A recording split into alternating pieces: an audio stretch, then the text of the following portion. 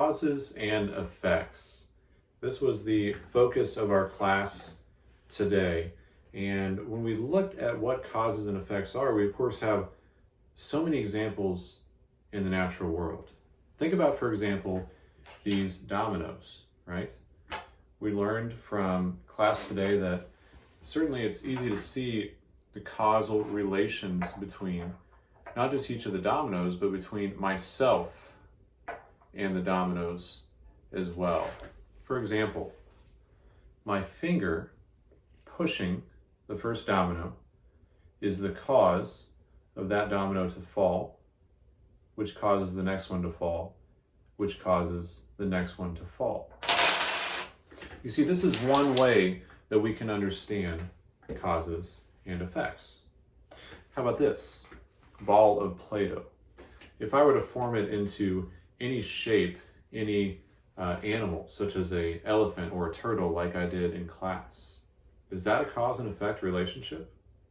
It is. In fact, just like an artist who uses a paintbrush and paint to make something beautiful, just like a sculptor who forms in his hands the clay, just like an architect who draws the blueprints or designs, I am the cause for whatever it is that I create.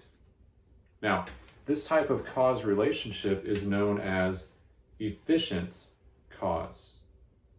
That is, the thing doing, making, creating, forming, pushing into existence or being is known as an efficient cause. We use this understanding to talk about a possible existence for God's creation. And it goes like this. We see causes in the natural world. We see them all the time. In fact, we just listed a few. Think about, for example, a carpenter who builds a house. He is the efficient cause. He's the one making, designing, building that house. In the second step, nothing causes itself. Nothing can be the cause of itself. In other words, everything that we see in the world relies on something else to exist. Just like each domino in order relied on the previous domino to move it.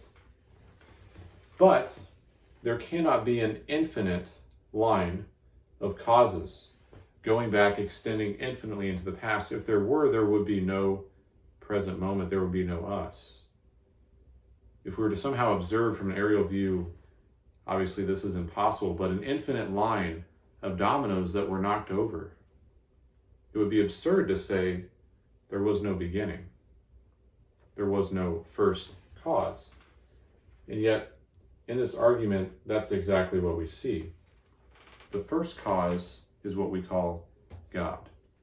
Whatever God is, whoever God is, the details of which will become more clear to us as we move forward.